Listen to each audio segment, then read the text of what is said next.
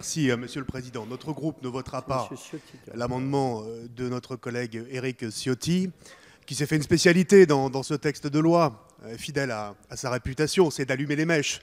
Un peu toujours sur les mêmes sujets d'ailleurs, hein. La suppression des allocations familiales pour les parents d'élèves, d'enfants absentéistes, et puis cette question que nous abordons ce soir.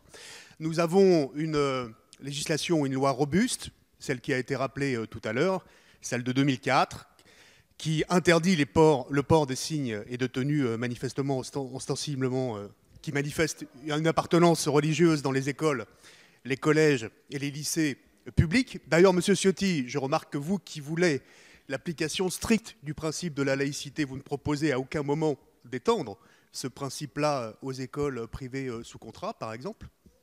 Vous ne le proposez pas.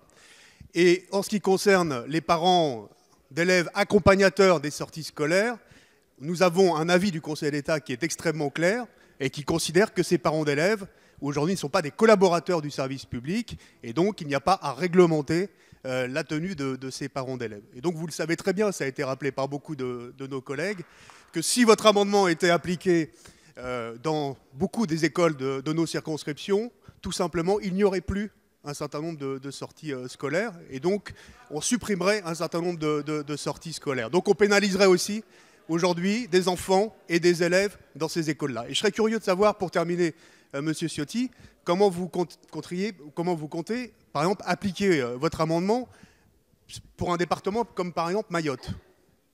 Nous y étions avec Bruno Schlöder, nous avons constaté d'ailleurs sur place qu'il n'y avait pas de problème de laïcité, et y compris dans les établissements scolaires, l'interdiction du port de signes religieux est strictement observée, mais que par exemple, le kishali, qui est une tenue traditionnelle, qui est portée sur les épaules et sur la tête, qui est un châle, est par contre toléré. Comment vous appliquez cet amendement au département, par exemple, de Mayotte ?